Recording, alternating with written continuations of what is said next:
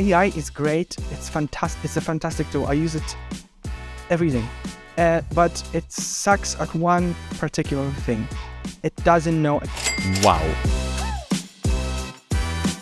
Hi, Philip here, and welcome back to Careers 2.0. If you would have told me about a guy who built a following of 20,000 people on social media in just 8 months, I would have asked you, how much did it cost him and what kind of shady tactics did he use? But it turns out the costs can be just an hour a day of work. There don't have to be any tricks, and the benefits can go way above just a follower number into tens of thousands of dollars in revenue. Let's meet the guy who did it.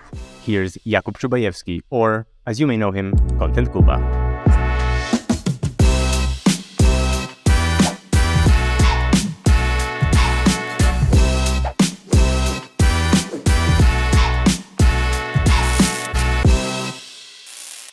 Let's start with you and start with Content Kuba. As a fellow Pole, I know I can pronounce your name flawlessly, which I guess many people may not. But can you tell me the story behind Content Kuba? Because you actually started as Story Angled, right? That was your brand, but you decided to move to Content Kuba. Some background as to why? When I started out on Twitter, I was indeed Story Angled. My username was Story Angled because I felt that I'm supposed to, show up as a business instead of a person. I was trying to be super professional. And what happened is that after a while, after I shared some of my personal content, some of my personal stories, people resonated with those stories better. And they, I was talking to many people who said, hey, maybe Story Angled isn't the best solution. Maybe you should find, connect yourself more to the brand. And that's basically how Content Kuba appeared. But it was, a trial and error process. I for a month, I was trying to figure out any smart name for myself. And then I was just like, whatever, Content Kuba has alliteration. It starts with both K, so it's good enough. How does actor become a content person? Oh, and that's a story. So basically, yeah, indeed, I started as an actor. Since I was 12 years old, I was playing in professional theater. And then I planned to go to acting school because it was like an obvious choice for me because I've been doing it forever. So I applied to 3 Polish acting schools. And unfortunately, I went to the finals in both.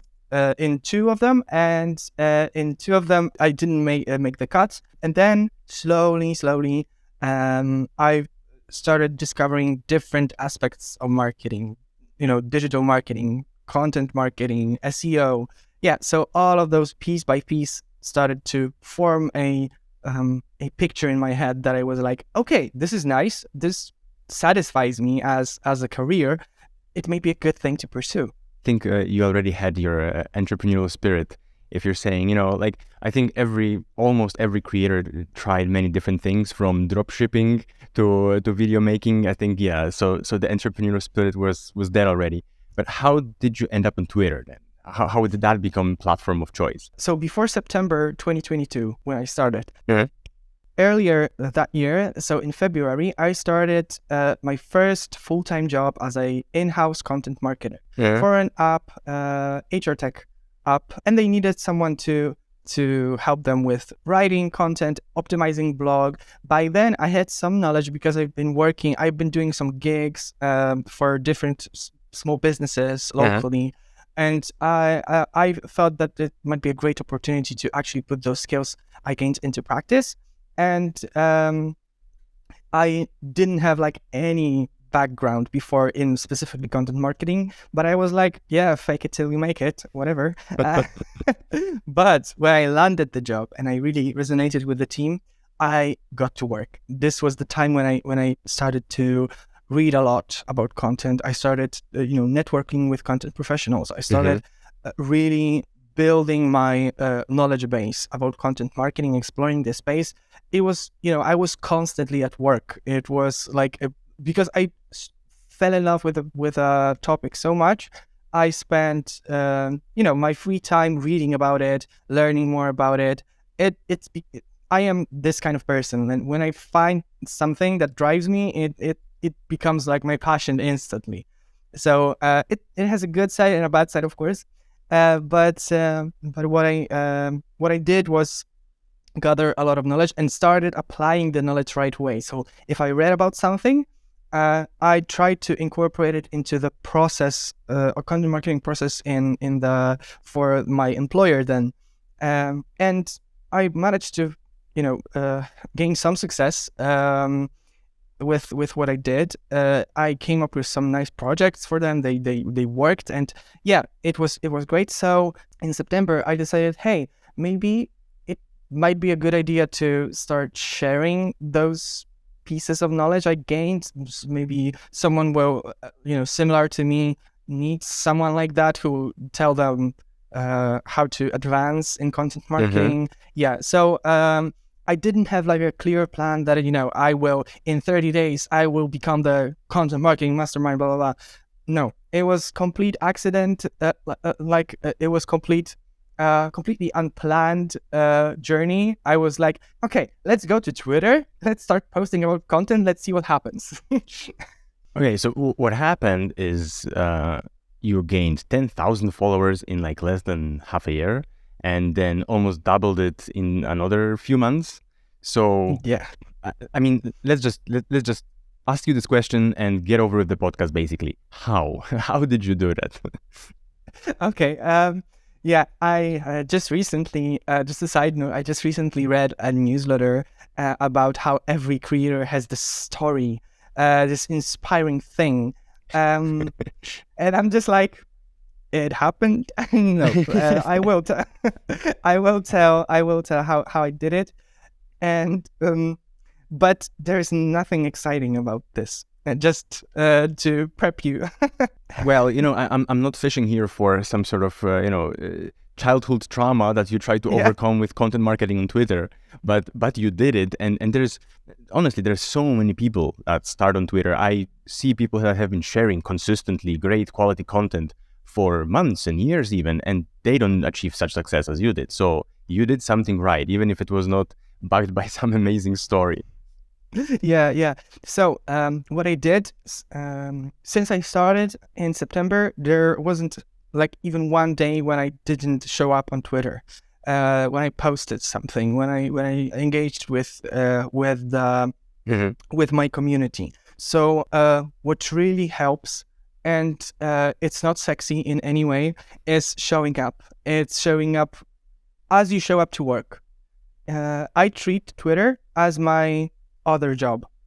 So if I show up on Twitter, I have a timer, I have like a focus music. I really am focused on the task, because this is my, I build my brand. This is not something to treat as a fling, as something secondary to your overall presence or your career.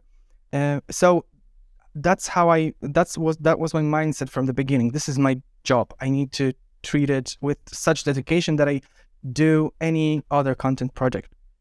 So that was one part. The other part of it was, of course, networking with people.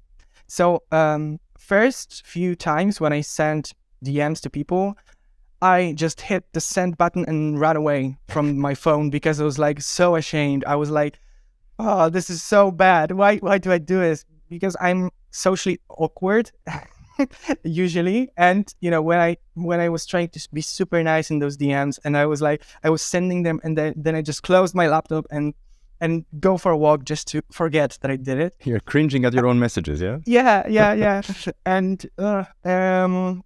And then, it became one message after the other. It became easier. And actually, what really helped is the community, the people that I found on Twitter. They were the thing that made me fall in love with the platform, that made me stick to it. And because I started to form like real life relationships. Just recently, during our national holidays in Poland at the beginning of May, I went to Berlin to my friends that I made on Twitter, which was the first time I met in real life someone from Twitter. It was super good. It was like kind of insane. The first thing I said to them was, "Oh, you are real." Okay, but there's clearly a process behind it.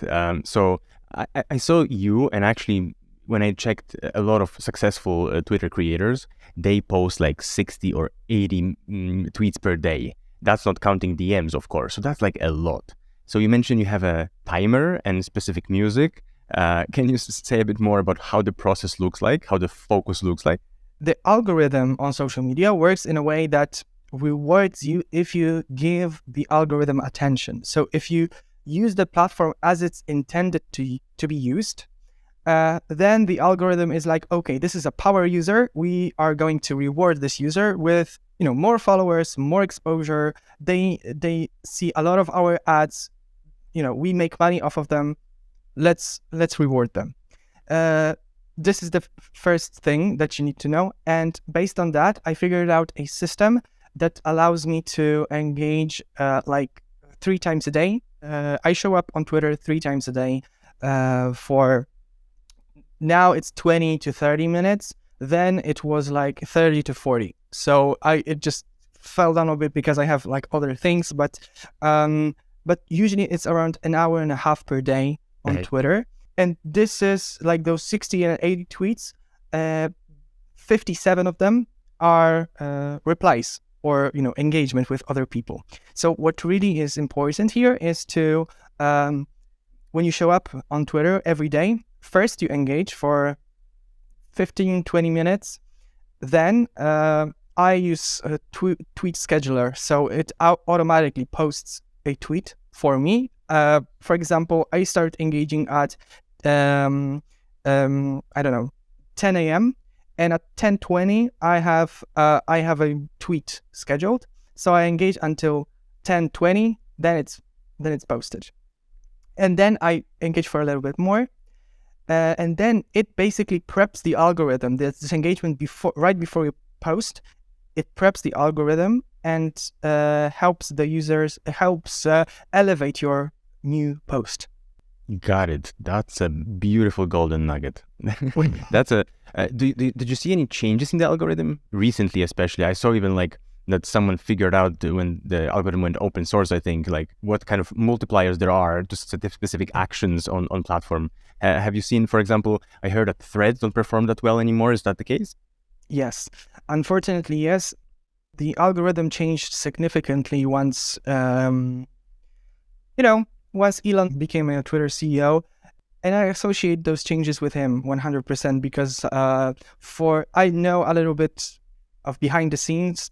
It's available. You can read. Yeah.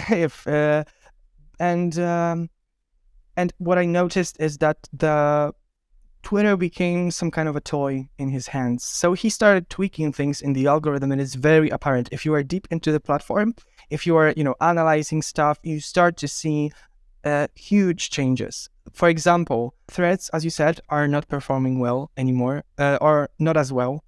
The second thing, what I noticed is that the political part of algorithm, so categorizing people depending if they're Democrats or Republicans, the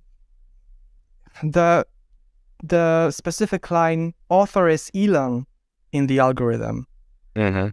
These are the things that concern me. And both as a creator, as someone who invests time on the platform, but also, as a human, that this is something weird is happening. Yes, there are changes. I've been seeing, for example, that my follower count is going from 18.7 to 18.2 to 80.4 to 80.1. And it's like jumps from hour to hour, as if there were some bots appearing, and then they are, suddenly taken away from my account, and then they reappear and they are taken away. Very weird. I don't know what's happening. I saw that you say that it's really important that you measure the KPIs and the statistics from the very beginning, so you know what the goals are and what are you aiming for. So what did you aim for at the very beginning? What were the KPIs for you, and how did it change over time? When I started, as I said, it was completely unplanned, and then I figured it out later in the process. But when I figured it out, definitely what I wanted first is to get as much traction to my content as possible. So get as many eyes as possible. Because people say likes ain't cash, but I think if an account with 100,000 followers says likes ain't cash, then fuck you. It's not it's not that. They can say it because they already have the cash. So, and they're saying that because they have the likes, and they don't want you to have the likes, because they will have to share the likes with you, and they don't like sharing. I'll remind you about it, by the way. When you have 100K followers, I'll remind you about it. Yeah, I would never say likes in cash because they are. What I was planning first was to gain traction, and then I tried to pitch my, services, starting to share some stories, starting to share some case studies. So this was a very, very, if you are a marketer listening, this was a very classic funnel, marketing funnel. So top of the funnel is to gain as much attention as you possibly can. Middle of the funnel is to answer the biggest concerns people might have about you, and the bottom of the funnel is the basically push people to convert, so become your customers or buy your products or download your freebies. The whole funnel has taken place on Twitter, only different types of content at different time, or you try to convert people to go to your blog, to join your mailing list? At first, it was 100% through Twitter. All of my clients to this day come from Twitter. What happened then, after a few months, I started my own newsletter. I started building my list, and the first time I tested another, connecting two things together, so my Twitter and my list, was when I launched my course, Content Launchpad, and I basically invited people on Twitter to join a secret email list, and then I nurtured them with content before. I showed them the journey behind the scenes. I, basically prepped them for conversion, made them excited, and then I launched the product 24 hours before the official launch to my email list, and 90% of the sales, I think, I don't know the numbers, but a lot of them were only from this email list. Yeah, so it was super, super simple, and without distributing the info a lot on Twitter. Are you able to put cash value for a Twitter follower versus an email subscriber for yourself, of course, in your business? So the way I see it in terms of my following, right now, the value of my follower, each of my follower, is at least $1. So my revenue grows with my following by this measure, by $1. And with my email list, it's much more, because I had just one launch. I didn't sell anything since, but to say, it was mid-ticket offer, so it was $300. It's $40 for a subscriber. Significantly more than one follower. And does the funnel end now with the once run cohort course, or the actual end of the funnel is now the services that you provide? I didn't want to upsell people on the course. The course was a test run, 100%. So it was the first time I did it. I did something like that. It had many problems. It had many holes in it. I was super excited that people decided to join and decided to support me and provide feedback, and they decided to pay me for it. Yeah.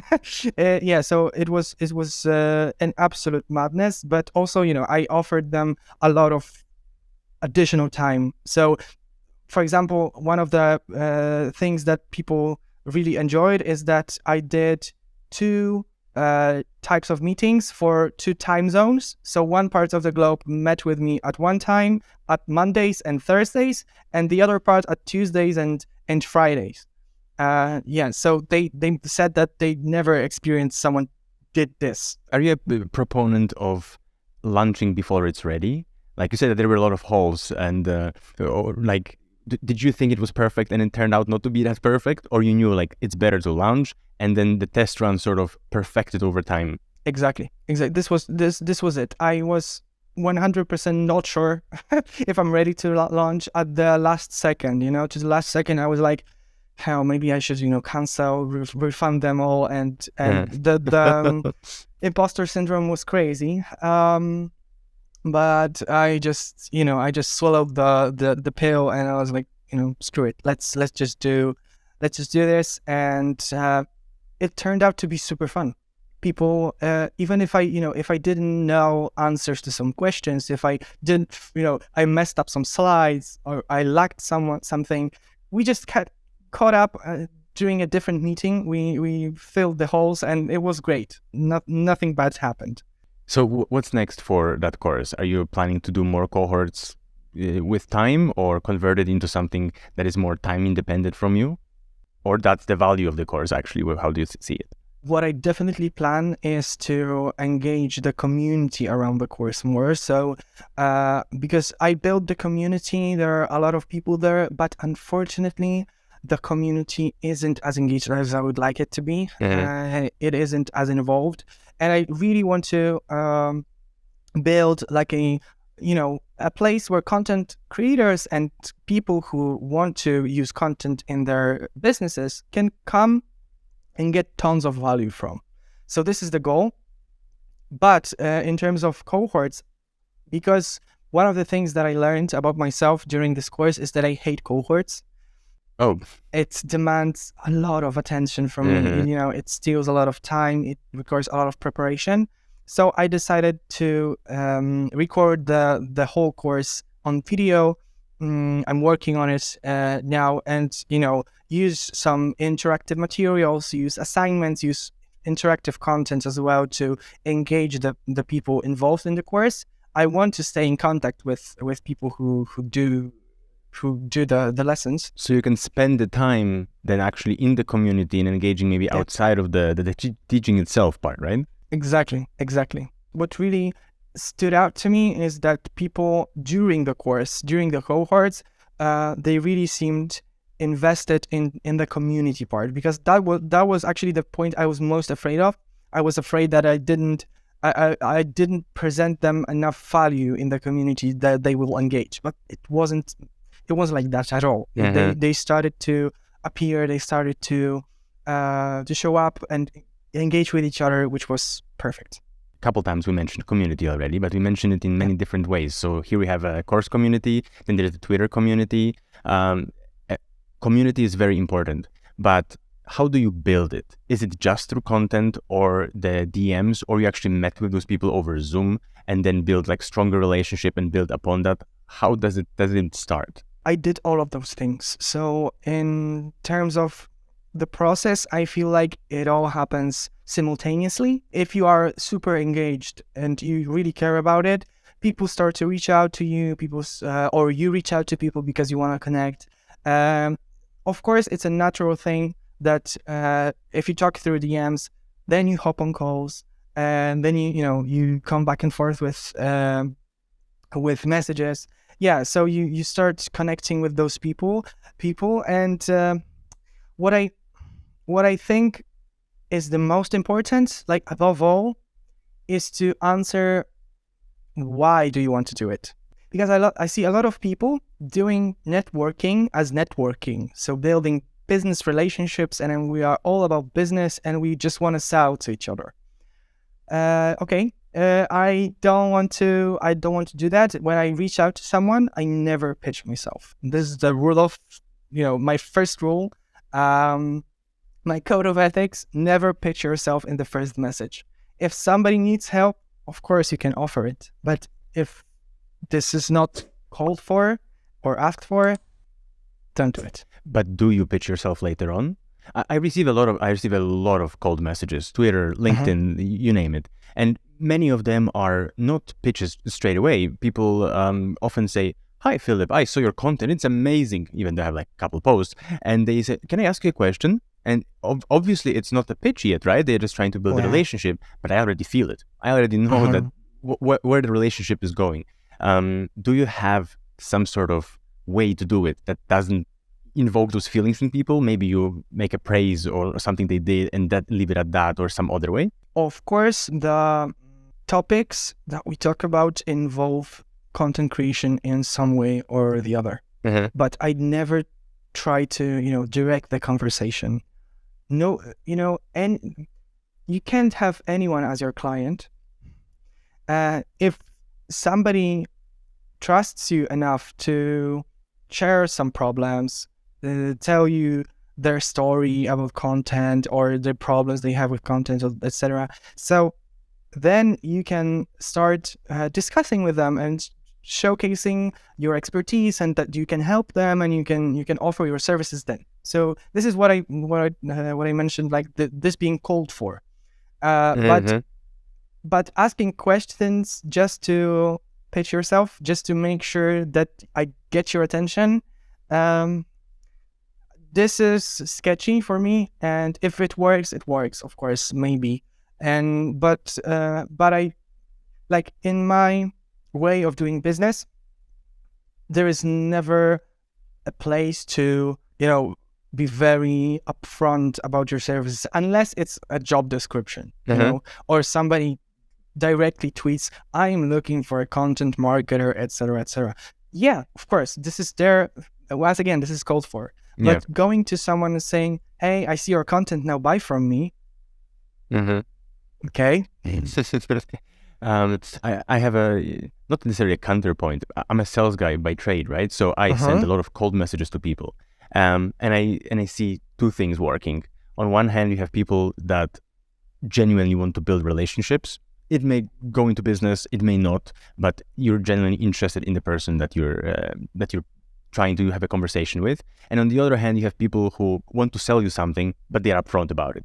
I have this offer, that offer. It's great. If you're not interested, that's okay.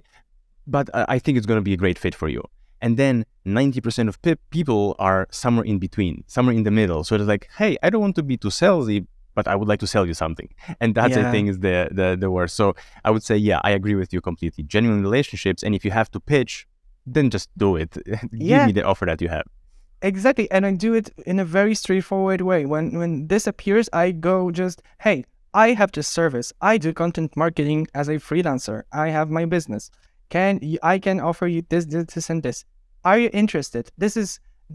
I'm talking to you as a business right now, not as a friend. If you don't care, if you don't want my help, whatever, we just come back to a normal conversation. If somebody approaches me and says, "Hey, I have a digital marketing agency, we do, or maybe graphic design agency, we saw your banner, I think it sucks, I have another proposition for you, here it is." And I'm like, hell yeah, if I like it, of course. Then you're a very resistant to criticism. If people come to me and tell me that my stuff sucks, I get very defensive very quickly. Like, no, it doesn't.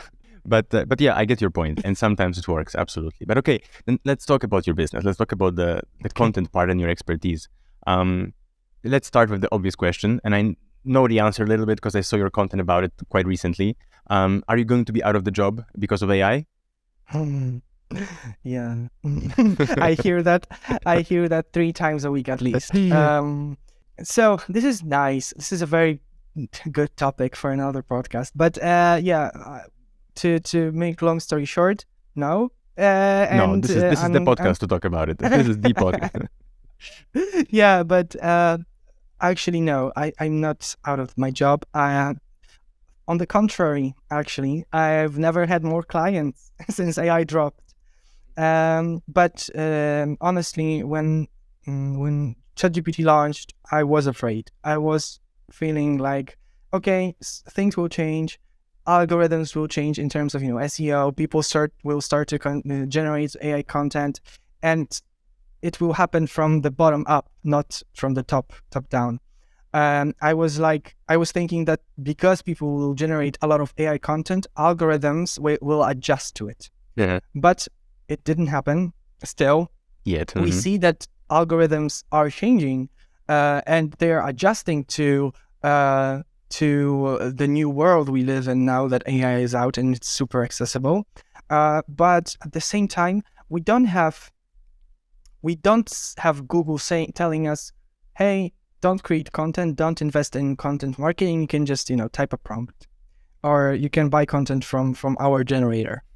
And it didn't happen. So what I think is the most important now as a content marketer, content creator, content writer, is that you invest a lot into your editing process, into fact checking, into depth of the content, because AI is great. It's fantastic. It's a fantastic tool. I use it every day. But it sucks at one particular thing. It doesn't know examples. It doesn't know stories. It doesn't know like real life situations, really resonant situations. Because even, for example, like when you ask AI, give me an example of a successful content marketing campaign, and it will give you like very high level example of, I don't know, HubSpot, Slack, SEMrush. Of course, they are like super good at content marketing because they have like endless budgets. But when I plan content for a small business that talks to small businesses, and I have to give to them like relevant examples, why the hell should I give them an example about SEMrush or HubSpot? And I can't ask AI, hey, can you list stories of small businesses from Cleveland that achieved huge success with content marketing? No, it will be completely, and especially because it doesn't have endless knowledge. It has knowledge up to a certain point. And what really matters for me as a content marketer now is to keep in mind, be super like observant, be aware of what's happening around you, react to it, and note it down. Note good examples of success stories. Note the progress that you've made for your clients or for the company you work in. Share like real resonant stories. This is the whole point. AI can help you structure it. AI can help you proofread it. But AI won't replace you in this way. So how do you use it? Do you use it for idea generation or just for proofreading and editing, basically? I use it in very different ways. So I'm not against AI in any way. I use it. I am super interested in the concept. I use it for idea generation. I use it for generating repetitive stuff. So, for example, FAQs or meta titles, meta descriptions, headlines. Because sometimes when you have to write a headline for a blog post, you are whatever. I have to come up with 1,000th headline this week, and I'm super, and then I type a prompt and it comes back with 10 headline ideas like this, and I'm like, hell, I just didn't waste 2 hours. I saved 2 hours. I can move on to another task. It can multiply your output, but at the same time you have to be reasonable, because at the same time you have to still be aware if this output is relevant to your business, target audience, context of the text itself, or the marketing campaign itself. It's much deeper than just I can relate. After when I prepare for my interviews, I write about the content creator and I write the questions, and I do it in Notion, and then I always ask the Notion AI. Maybe the AI has some good suggestions for questions, and the stuff that it comes up with is so generic that I think I would be the worst podcast host ever if I ask everyone basically the same questions. There is no nuance. Of course, someone would say that I'm just a very shitty prompt engineer, but still, if I cannot do it easily and have something very creative and relevant, then probably it's not there yet for me as well. A lot of people don't realize, which is shocking to me, the way that generative AI works. So it connects word before with the next word. So it's just that, and that's why it's generic. That's why it's not in depth. You have to remember that it's super good at creating logical strings of texts, but that's it. Do you have some favorite tools, or are you talking just to ChatGPT, or there because there's so many right now? So because ChatGPT is the most accessible for me, in my opinion, I use ChatGPT with a Chrome extension for saving prompts and reading prompts. I used Notion AI before. I was in the alpha stage of Notion AI. I really enjoyed it, but then I didn't see the need for it because it's just the same.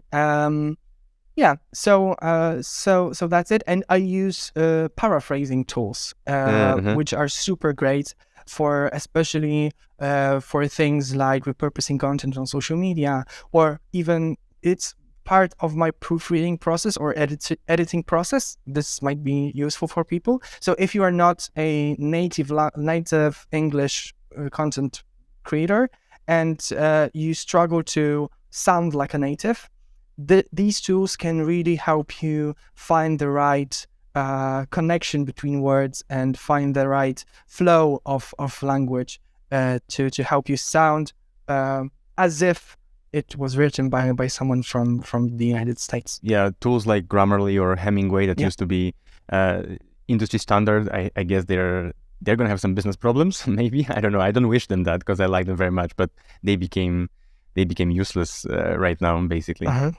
But that's actually a very good segue to something that I wanted to ask you about.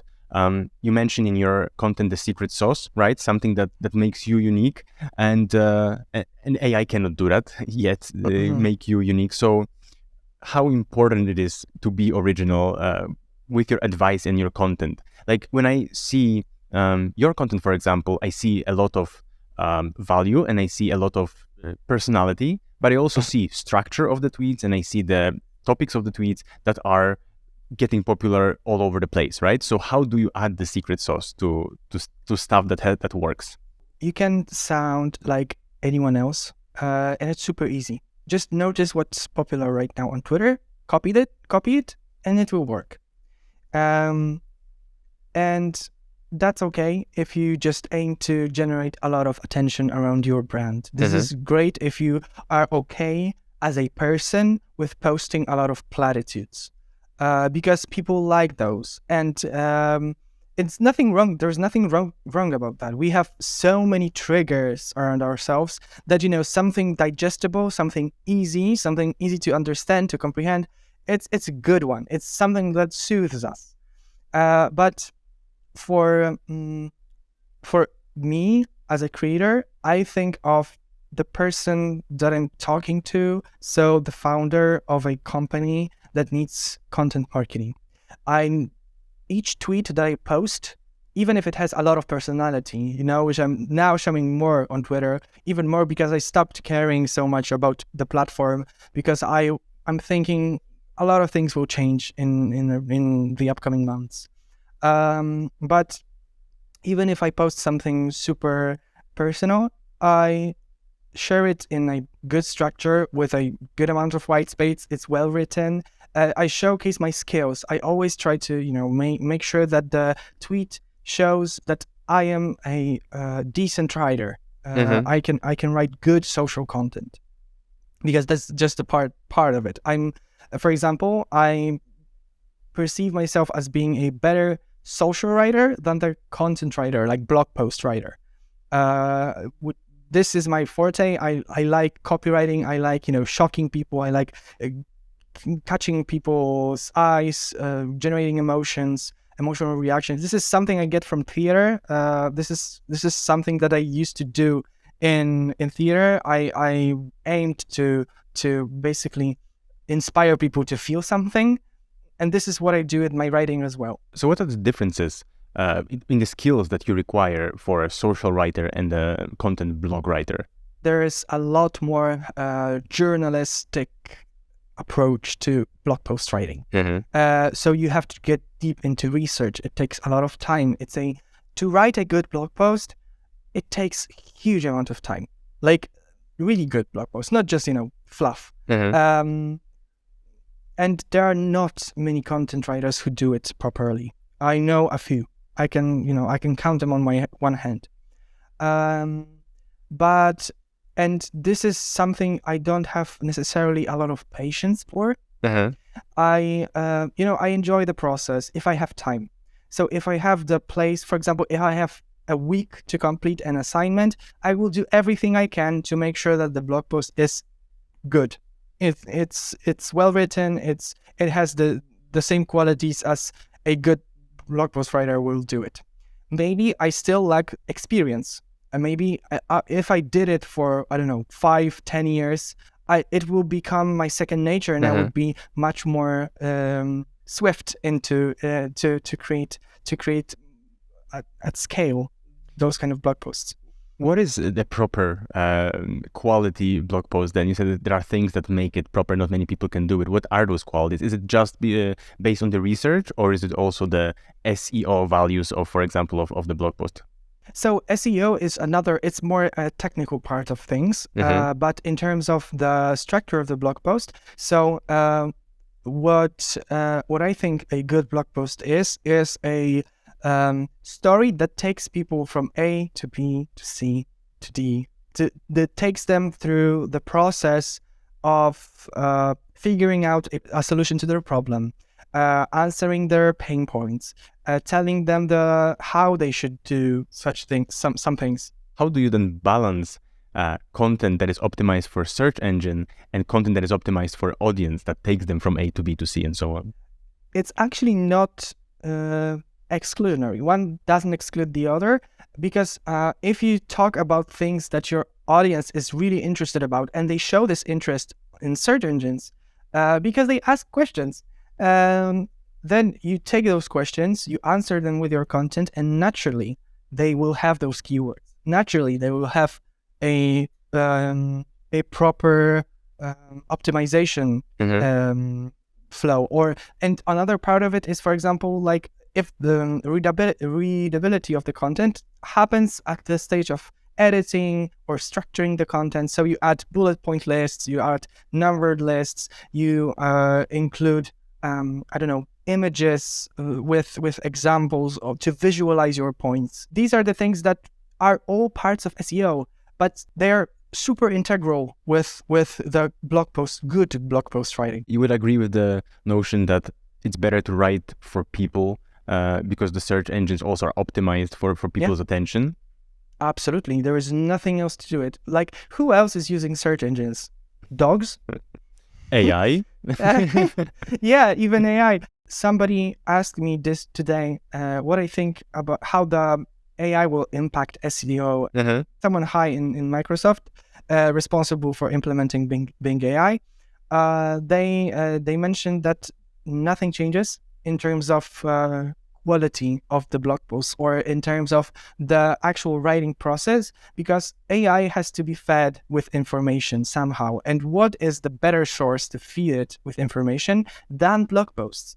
Of course, it has some elements in the, I think, schema markup, so it's a little advanced, but it's basically the code that you put on the website with the blog post, for example, that helps the search engine, or AI search engine in this context, understand the structure of the blog post, what the blog post is about, the category, etc., etc. So, yeah, it's not complicated. Nothing bad happens in terms of SEO and AI. All right.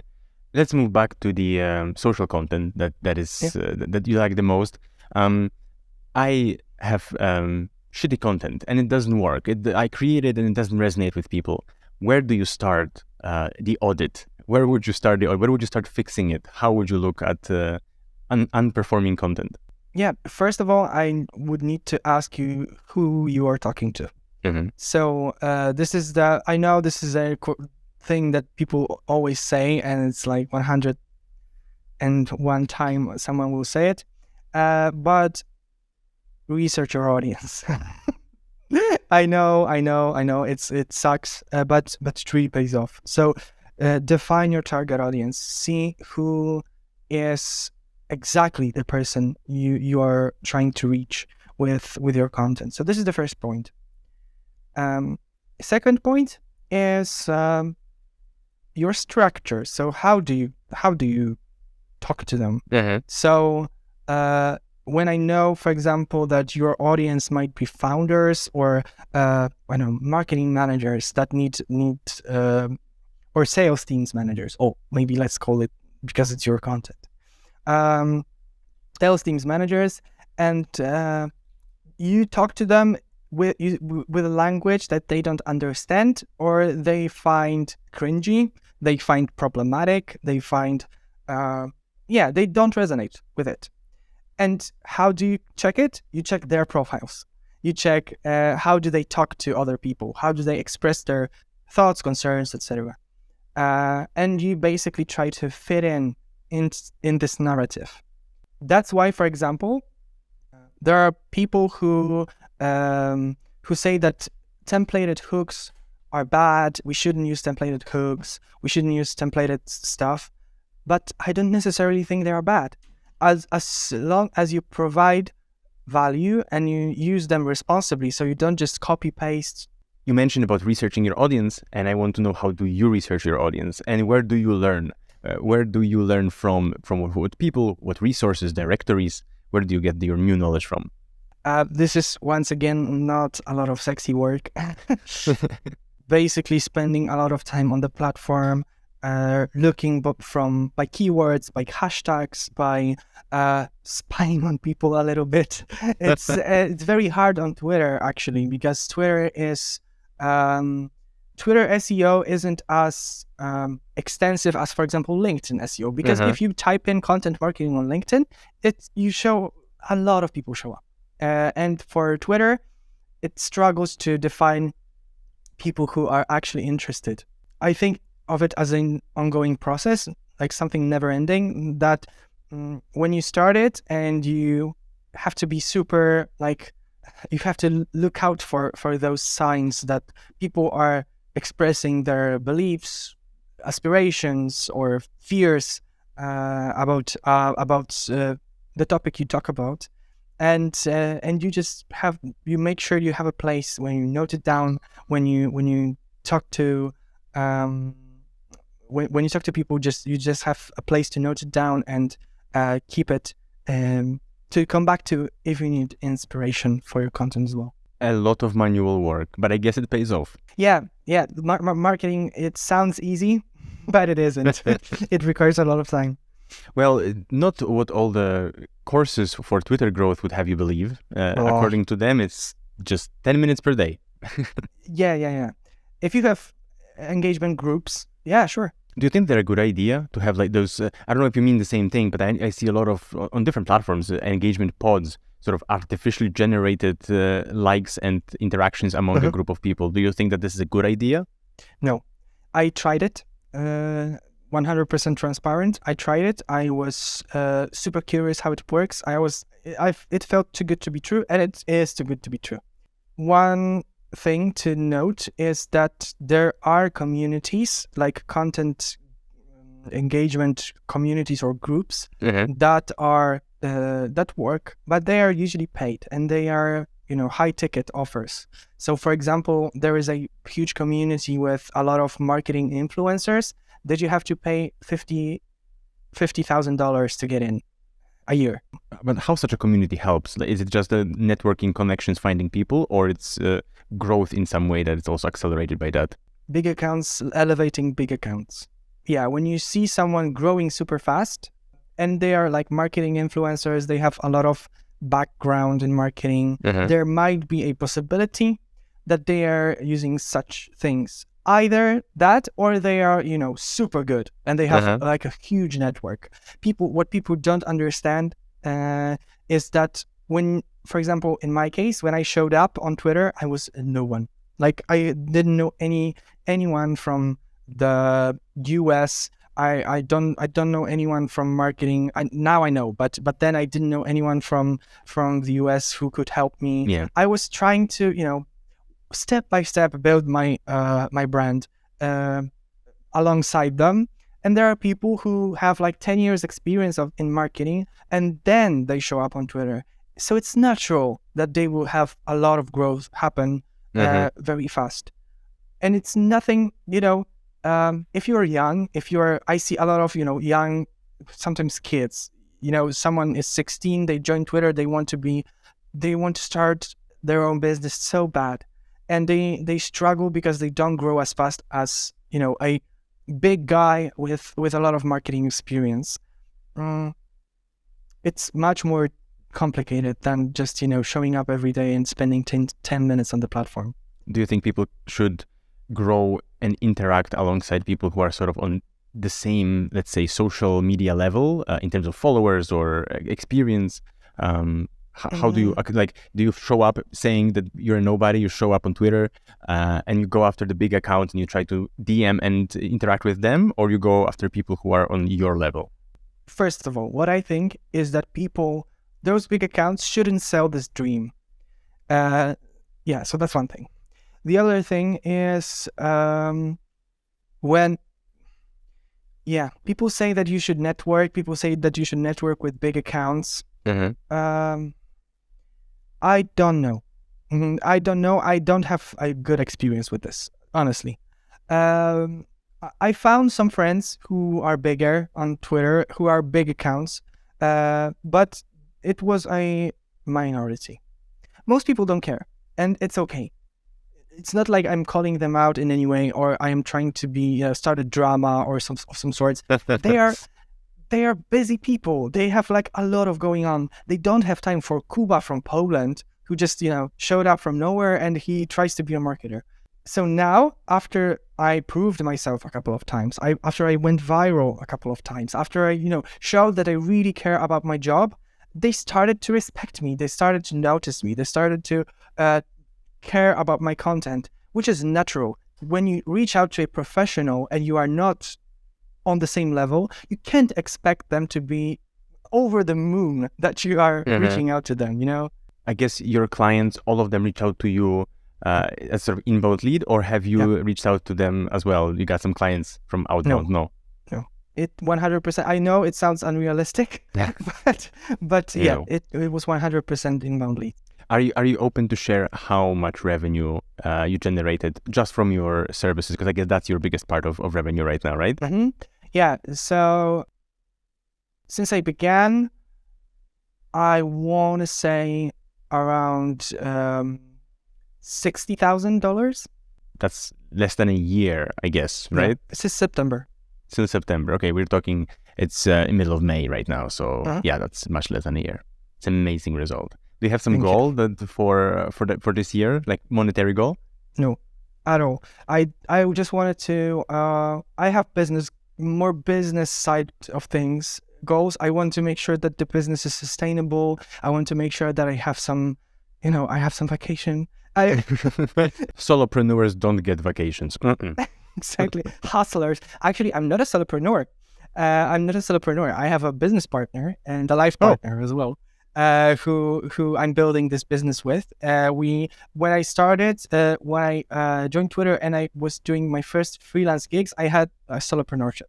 But then, as the business grew, we decided to move to a partnership, and it opens much more possibilities for international growth. So now I have a business partner. Do you do the same copywriting things, or you complement each other's skills with some other, design or something?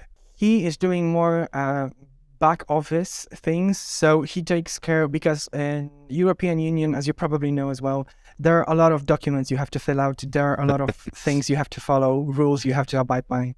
So he takes care of that because he's a lawyer. So he knows how to talk with people at tax office. I don't know. I just, when I see them calling, I just give my phone to Simon. And he also has a background in Python.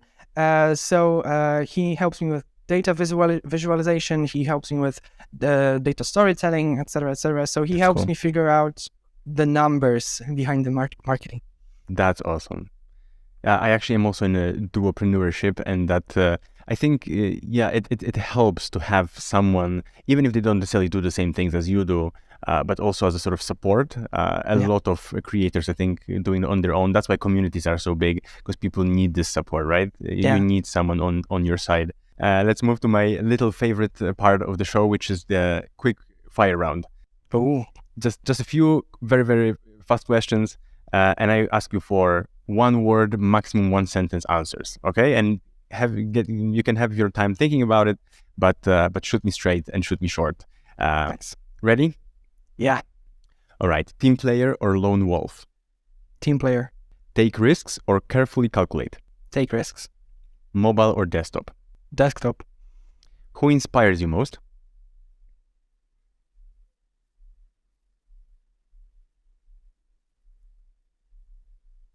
Shit.